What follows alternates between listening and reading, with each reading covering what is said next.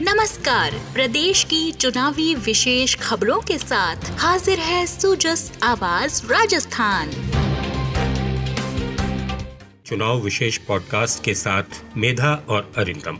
विश्व के सबसे बड़े लोकतंत्र भारत के सबसे बड़े राज्य राजस्थान सहित 5 प्रदेशों में तारीखों के ऐलान के बाद विधानसभा चुनाव की तैयारियां तेज हो गई हैं। आदर्श आचार संहिता लागू हो चुकी है। राज्य के मुख्य निर्वाचन अधिकारी प्रवीण गुप्ता ने जयपुर में बताया कि मतदाताओं की राहत के लिए 1500 से ज्यादा वोट होने पर ऑक्सिलरी पोलिंग बूथ बनाना जरूरी कर दिया गया है। प्रदेश भर में अब तक ऐसे 90 बूथ तय किए जा चुके हैं। मतदाता सूची के अपडेशन का काम तो लगातार जारी है ही।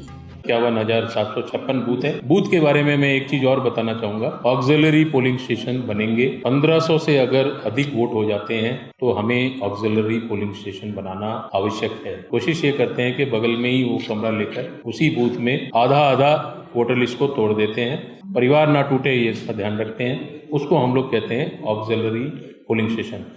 मुख्य सचिव उषा शर्मा ने आज हरियाणा के मुख्य सचिव संजीव कौशल और वहां के वरिष्ठ प्रशासनिक और पुलिस अधिकारियों के साथ वीडियो कॉन्फ्रेंसिंग के जरिए चुनाव संबंधी समीक्षा की। उन्होंने कहा कि आपसी समन्वय और साझा प्रयासों से पूरी तरह चौकस रहकर चुनाव के दौरान पुख्ता कानून व्यवस्था सुनिश्चित की जाएगी। मुख्य सचिव ने हरियाणा की सीमा से लगते प्रदेश के जिलों में शराब की तस्करी रोकने, हाईवे पर वाहनों की आकस्मिक चेकिंग, बॉर्डर चेक पोस्ट, सीमावर्ती जिलों में आपराधिक तत्वों पर नजर रखने जैसे मुद्दों पर हरियाणा सरकार के अधिकारियों से सहयोग और सूचनाएं साझा करने का आग्रह किया। हरियाणा के मुख्य सचिव ने चुनाव के दौरान कानून और व्यवस्था बनाए रखने में पूरा सहयोग देने का भरोसा दिलाया। विधानसभा चुनाव के मद्देनजर प्रदेश के हर जिले में धारा 144 लागू कर दी गई है। जयपुर में एसीपी कुंवर राष्ट्रदीप ने बताया कि रैली और सभाओं पर रोक लगा दी गई है। चुनावी सभाओं के लिए भी प्रशासन से इजाजत लेनी आवश्यक है। लाइसेंस शुदा हथियार लेकर सार्वजनिक स्थलों पर आने पर भी बैन लगा दिया गया है।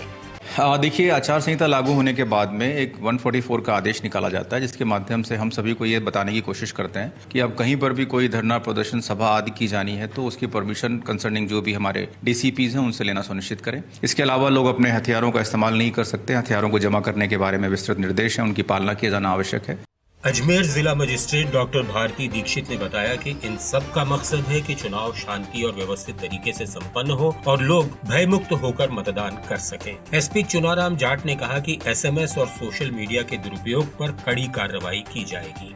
इधर जालौर जिला मजिस्ट्रेट निशांत जैन ने निषेधाज्ञा के तहत लगे प्रतिबंधों की जानकारी दी। उन्होंने आम जन से अपील की कि वे मतदान के अपने संवैधानिक अधिकार का प्रयोग जरूर करें।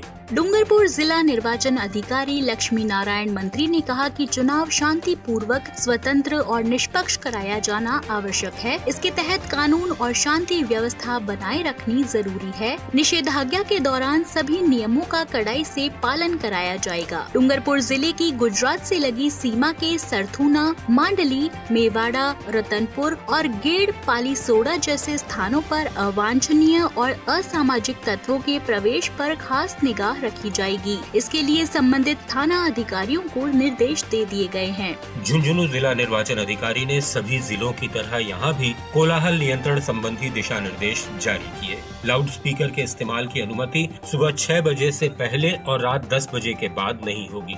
ये भी 5 दिसंबर तक निषेधाज्ञा के दायरे में है। जिला प्रशासन विशेष अभियान चलाकर असामाजिक तत्वों की पहचान कर उन पर कड़ी निगाह रखेगा। आचार संहिता लागू होते ही डीडवाना प्रशासन भी अलर्ट हो गया है। निर्वाचन अधिकारी जीतू कुलहरी ने राजनीतिक दलों के प्रतिनिधियों की बैठक लेकर आचार संहिता के बारे में जानकारी दी और इसके उल्लंघन पर कानूनी कार्रवाई के बारे में बताया। जन जन को है अधिकार, चुने अपने मन की सरकार। वोट देना सबका अधिकार, करे मतदान का दृढ़ विचार। लोकतंत्र तभी बनेगा महान जब करेगा हर व्यक्ति मतदान। कर्तव्य से कोई न रूठे, किसी का वोट कभी न छूटे। चलो आओ मिलकर अलख जगाएं, वोट देने जरूर जाएं। जागरूकता मतदान की होगी चारों ओर, जब निकलोगे और दोगे अपना वोट। तो आज के पॉडकास्ट में इतना ही। नमस्कार।